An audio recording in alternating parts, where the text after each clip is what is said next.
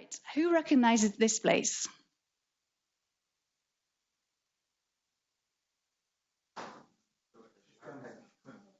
Yeah, this is Istanbul, yes? Yeah? The Grand Bazaar. Well done, excellent. And so this is a magnificent Grand Bazaar in Istanbul, and it's one of the first and biggest marketplaces in the world, physical marketplaces in the world. It was actually built by Sultan Mehmet II in 1462, so a few centuries ago. And it started initially as a hub for textiles and then expanded throughout the centuries into, thousands of categories. I mean, today it has 4,000 sellers, 26,000 people work at the Grand Bazaar, and 500,000 visitors visit the Grand Bazaar daily. It's just an incredible place, and it's one of the first physical marketplaces. So physical marketplaces have been around for actually quite a long time. But I want to share with you my definition of platforms and marketplaces, because there are lots of definitions floating around and actually quite a lot of confusion. Some people even refer to platforms as Lady Gaga's shoes, and I'm sure you can probably find some flavors at the Grand Bazaar. But for us, a platform is a business creating significant value through the acquisition, matching, and connection of two or more customer groups to enable them to transact. Okay, and there are different types of platforms, marketplaces being one type. So you have physical service marketplaces like Alibaba, eBay, Upwork for services. You also have cash and payments. Credit and credit platforms and payment platforms like Visa, Stripe, obviously, PayPal. Visa was actually one of the historic platforms because you need people with cards in their pockets, but you also need merchants with terminals on the other side. Social platforms, obviously, with companies like Facebook, Instagram, WeChat, and also operating systems and app stores are also types of platforms. Okay.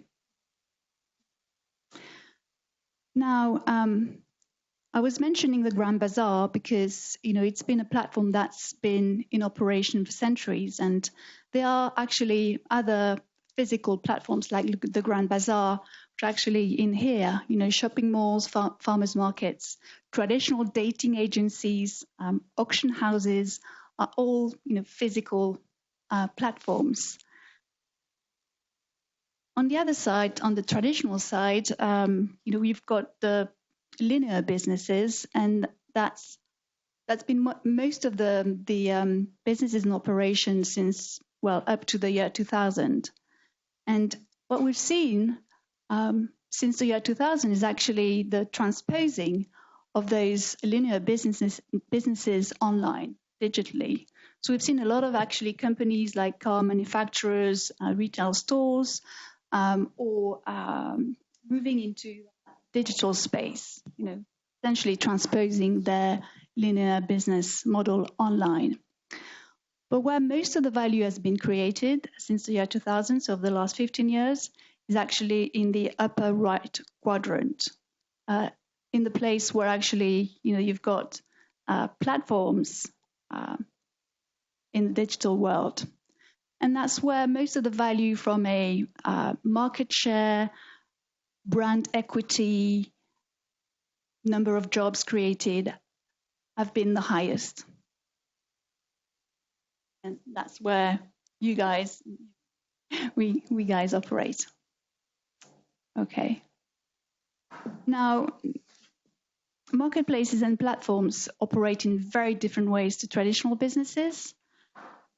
If we go back to how those traditional businesses work, they work in a linear way. So they buy raw materials, resources, they transform them, and they sell those finished products or services at a margin. And that's how most traditional businesses have been operating since the Industrial Revolution. Think about car manufacturers, for example. And academics like Michael Porter have kind of basically explained in very nice models, work really well for these types of businesses, how they work. So I'm sure you've all heard about the value chain with a number of primary activities like inbound logistics, marketing, operations, sales, etc., and the number of supporting activities to actually produce those products and sell them at a margin. Now, marketplaces and platforms are actually not linear businesses. So those frameworks and tools that you've learned at business school actually don't work, for us. And so when we started Launchworks and Co 4 years ago, we tried to find, okay, what are the tools and frameworks that, could be applicable to these types of businesses, and there were none. So we tried actually to come up with our own, and the result is actually the rocket model. And it's a rocket because it takes a lot of energy, like it takes a lot of energy to launch a marketplace. It takes a lot of energy to launch a rocket into orbit. So a number of activities that marketplaces or platforms do. The first one is attracting a critical mass of producers on one side and a critical mass of users on the other side. Right? And if you just have one producer, say one host putting their flat on Airbnb, is not going to be a lot of use to people looking for flats on the other side. The second building block is actually the matching, so matching the users and the producers. And that matching needs to be relevant, filtered, and timely. Relevant because you need to make sure that you're presenting to the users choices which are really relevant for them, things that they are looking for. It needs to be filtered because if you show too much choice, then it becomes too difficult for users to choose what they're looking for. But it also needs to be timely. And most of the time, timely means immediately, but not always. Got this example of Carwow. How many of you know of Carwow? Yeah, most of you will know. Okay, all right, okay. And, initially, so when they're a marketplace of, connecting traders selling new cars with buyers. And initially, when buyers were looking for a new car, they were actually showing instantly the results when matching traders and car dealers and buyers. But they've realized, actually doing some A/B testing, that the best results were not necessarily by providing the responses instantly, but rather by waiting a little bit. It gave the impression that the platform was actually doing the work in the background and securing the best deals for the buyers. And so for them, timely was actually didn't mean actually instant results. So that's kind of interesting. Another key factor or function for marketplaces is actually to connect the users and the producers. And this is really here to reduce the asymmetry of information that can exist between the two sides. If you think about eBay, buying a second car on eBay, as a buyer, you'd want to know, how many owners the car had before, whether it had any accidents. So it's really important that the two sides can actually exchange information before they can transact. And transact really is the raison d'être of the platform. This is what the platform is really trying to achieve here. That transaction may be different things. It may be a purchase, it may be an exchange of information, it may be a date, contributing to some comments. So it can be many things, and it can involve payment or not. And then finally, the final building block is the optimize function. There's so much information that is produced by the users and the producers, and that function here is about optimizing the operations, identifying the bottlenecks within the model to actually accelerate growth. Important here, to define what the right KPIs are. And for marketplaces, typically the most important KPI will be the North Star. So that's the kind of the KPI that kind of drives the growth of the marketplace, but also reflects the activity, the positive activity of the marketplace. There's also a number of enablers which actually run horizontally, and that's why they're on the side. Some of them are really strategic, so the governance, the trust, and the brand. So governance is actually a function that is quite unique to platforms because the marketplace or the platform actually is here to intermediate the two sides and to define the norms, the rules, and the laws that regulate the ecosystem. So, for example, who's allowed to join the platform? Who's allowed to do what on the platform? What are the incentives to nudge participants in the right direction? What are the carrots and the sticks? To make sure that people behave in the interest of the ecosystem. And you can think about it a little bit as a bit like running a country. Making sure that you keep the balance and what's the definition of a citizen, what are citizens allowed to do. And trust is also very important because, in effect, you have people who don't know each other effectively connecting and transacting. So how do you recreate that trust between participants? And I'll come back to that later on. Brand, that's important to every business, but even more so here, just because of the trust element. And also, how do you make sure that your brand is going to resonate with all participants, not just the users or the buyers, but also with the producers on the platform. Now, there's also some key enablers, and they are really important, like the IT infrastructure. And I'm not saying that it's not strategic; it's really, really important. But obviously, the business design is absolutely key. So that's why it's only referred here as a key enabler. But obviously, without the right infrastructure, you can't run a good platform. Payments, if indeed there are payments involved, and tonight it's Stripe, obviously, as the payment method, and obviously the user experience is also critical. Because as platforms actually do the orchestration between different sides, the user experience is absolutely key. Now, there are different marketplaces.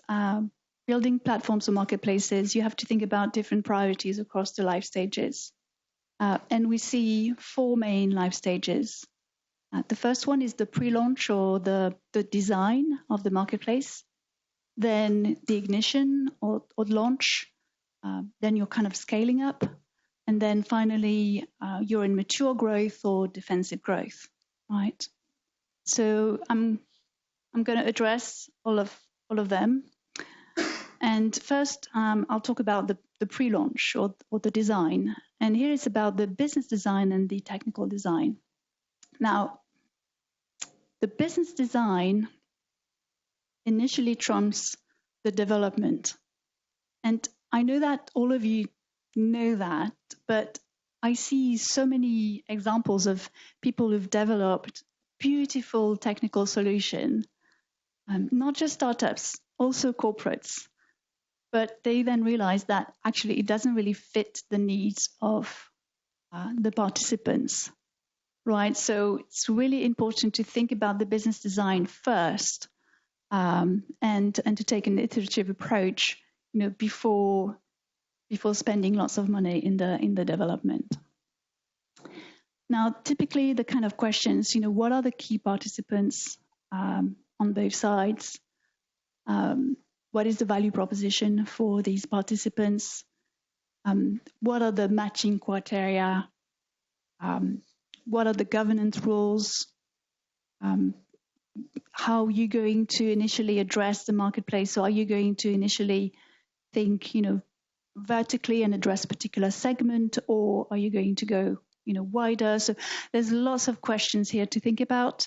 And because, these questions the answers to these questions will ultimately drive the implementation and the development. So it's absolutely clear that, you have some idea, and then as you start to acquire customers, then you can refine the hypothesis. So one of the reasons why it's really hard to be a successful marketplace is that you have to develop at least two value propositions, one for the producers and one for the users.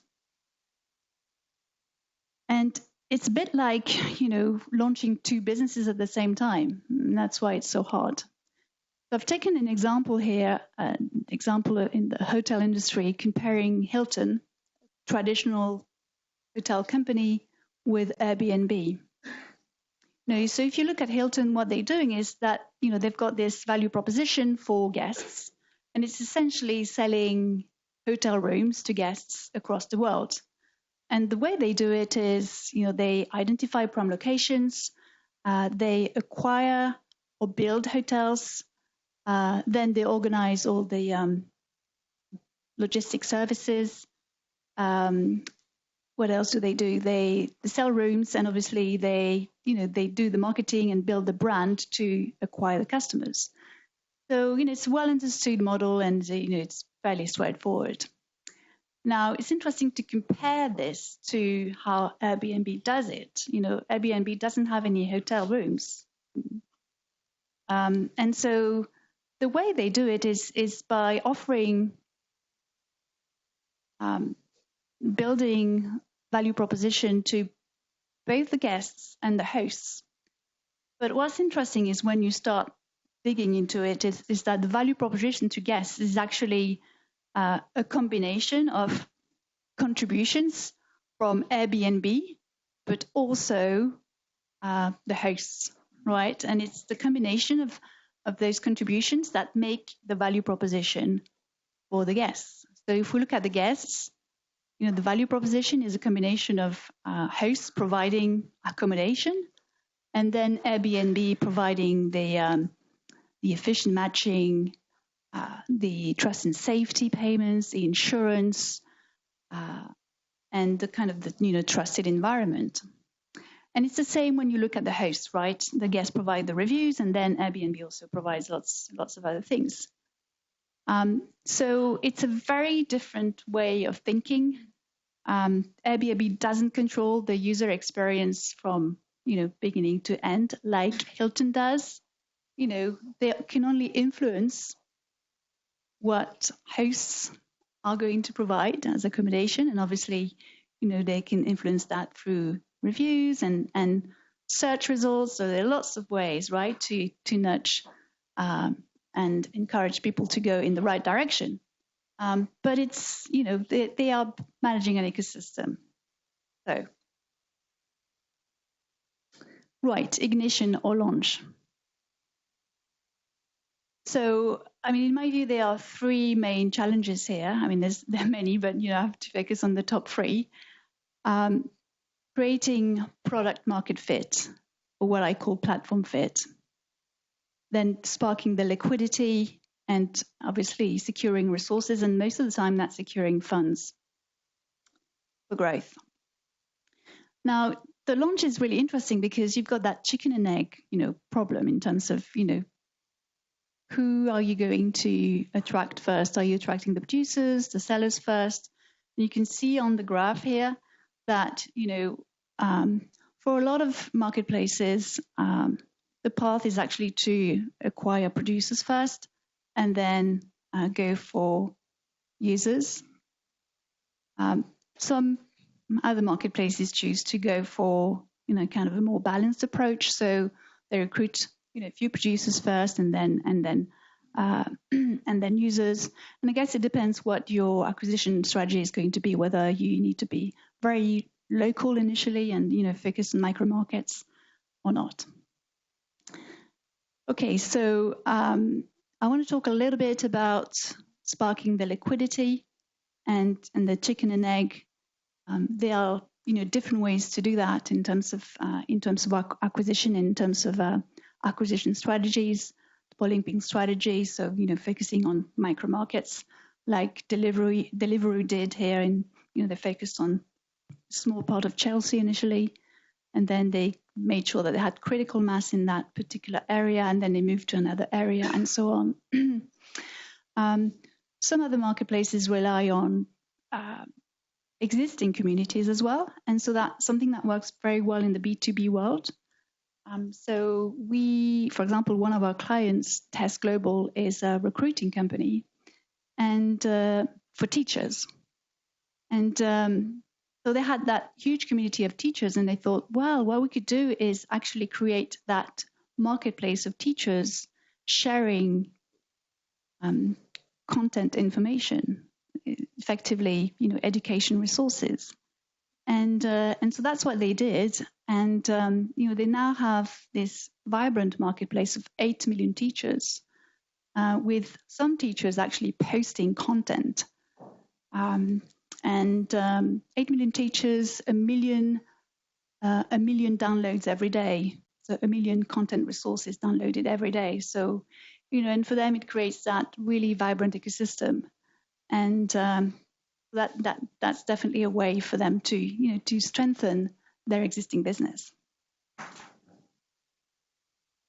Now, I want to say a few words about product market fit, because that's absolutely critical. And without this, it's actually very difficult to get to the next stage of scaling. How many of you have heard about BlaBlaCar? Okay, most of you, but not all of you. Okay. So BlaBlaCar is a carpooling service. They originate from France. They have now 12 million customers using the service every quarter in 22 countries. So they've scaled pretty well. And you can see on the picture, everyone looks happy. It's like, yeah. But back in 2008, when they launched the service, I don't think customers were that happy. They tried a number of ways, so that they've tweaked the value proposition for users a number of times. In 2011, they launched actually the peer-to-peer platform. Initially, they had tried B2B SaaS model, but it didn't really work. Anyway, so peer-to-peer platform, and initially the service was you book car sharing service and you pay later. Okay, but that actually didn't work. The cancellation rate was actually 35%, and so that's why I said that people were not so happy, because you turn up and actually driver turns up and the customer is not here because they double booked because they didn't want to have a cancellation, and vice versa, right? And so, it wasn't that good. And so they decided, well, we need to do something about this. And so they changed the value proposition, and they said, okay, people, when they book, they're going to have to prepay for the service. Okay. And we, BlaBlaCar, will take a commission on that payment.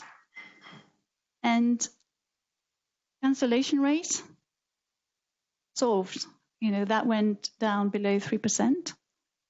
And for them, that was kind of the bottleneck to address, before they started scaling, because then, no cancellation rate became a really reliable service that helped on the trust side as well. People do what they say kind of thing.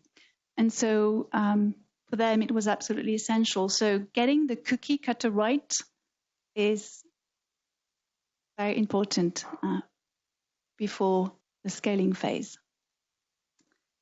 Okay, so priorities here, as you scale, customer growth, but also transaction growth.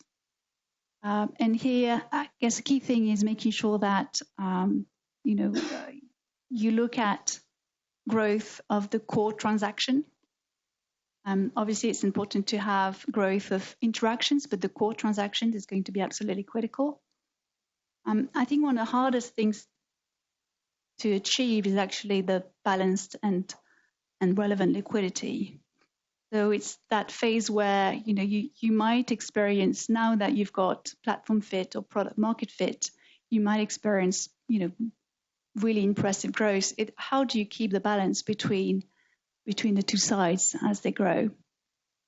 So looking at metrics, for example, looking at the number of active producers versus active users is really important, and trying to keep that balance. Obviously looking at new users, new producers, but really keeping an eye on the level of activity on both sides. And then trust and your loyalty, probably wasn't so important at the ignition phase, because at that stage you invited all your friends and early adopters and people who probably kind of took a leap of faith in the new service. But at this stage, it's really mass market, and we're talking about getting my dad on the platform. It needs to be really easy, and it needs to feel safe, so it needs to be familiar. So that's why at this stage, trust usually becomes a key priority. So again, BlaBlaCar, they did a lot of research on this. Obviously, carpooling is not one area where you feel that it's completely safe. Hitchhiking was not renowned as a safe activity in the past. So they had to do a lot of work in terms of how do we recreate that trust between strangers. And so they did some very interesting research here. They did that survey asking people on a scale of 0 to 5, how much do you trust friends and family? And the answer is actually pretty high. It's 4.7, 4.8. It's not quite 5, so you may not trust, that sister of yours, but it's pretty high. Now, if you ask, how do you trust a stranger in the street? Just above 2. Stranger online goes to 1. I'm actually surprised that that stranger online scored 1, but then it's interesting, because when you add things like photo, you see the trust score actually going up to 2.5. When you add a verified number, actually the trust score goes beyond about 3. When you add positive reviews, it goes to nearly 3.5. And when you add the 3, so a photo, verified information, and a positive review, we're getting close to the level of friends and family at 4.2, right? So it means that, with the kind of the right framework and the right tools, you get to a point where people who don't know each other can actually trust others in the same way, almost in the same way they would trust friends and families. And so you can see on the right-hand side here a screenshot of a profile where you can see, all that information, the number of rides that the driver has made, whether they are willing to talk or not. That's one of the things that BlaBlaCar discovered. Are you a blah blah, or a blah blah blah? If you want to talk a lot, so you can choose drivers that way, right? Which is interesting. All right. So I could talk for hours about this. But I'm conscious of time, so thank you very much, and may the power of platforms be with you.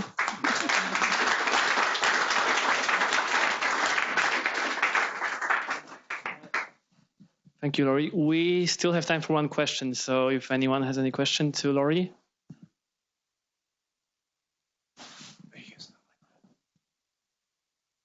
Basically, the question is how to disrupt bad platforms.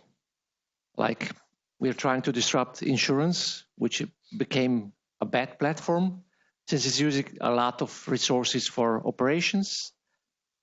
There's a lot of fraud, overpricing. I mean, basically the platform went to a wrong direction. Any thoughts on how to, let's say, change the platforms which are doing poorly? So are you talking about transforming an existing platform? Yes. Or disrupting? Transforming or disrupting. An existing platform, or are you trying to do that with your own? With our own platform, yes. Okay. But on the other side, people have high trust, or let's say also insurance companies are one of the biggest advertisers worldwide. Yeah. We're trying to do also partially with blockchain, which might help some, but also people have low trust in blockchain, which is also another issue. Okay. So, I mean, it's difficult to answer without having a bit more information, but I would say that, perhaps going back to the value proposition and what you can offer customers that is really going to be different or revolutionary. And thinking about the example of Facebook and MySpace. Facebook came with a superior product and superior value proposition. That's how they actually, got into the market. Although MySpace was kind of a very established social network at the time. So I would say go back to the customer needs and see how you can think about a different way of engaging with them, and perhaps developing a product where there's going to be far less friction than what the incumbent platform is currently providing today. We're trying to do that with social proof, so that somebody is, let's say, betting on somebody. But again, you still need trust, regardless of the, let's say, different approach. Okay, so maybe think about what kind of trust framework you could put in place to make your value proposition attractive to early adopters. It's difficult to answer without more information. Sorry. Okay, so did everyone hear the question? No. So the question was, is it okay to have some bad reviews? And yeah, obviously yes, because it reflects life, right? And not everyone is going to love you. Right? Some people are not going to like you, and that's a fact of life. What I was saying in the presentation is that positive reviews have more impact, from a trust build-up perspective. So, if your profile has some positive reviews, and perhaps there are also a few negative ones, at least it gives some information about your track record, your activity, and how likely you are to give a good experience in the future. But yeah, I mean, obviously, the more good reviews, the better. But you also have to sometimes deal with people who don't agree or don't like your products.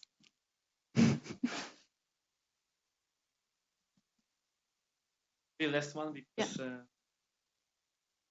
last one. Your graph about the critical mass, that's really important, because I think so many marketplaces, the problem is to get to that critical mass, you need two things generally in alignment: sales, signing up producers, and marketing, recruiting users.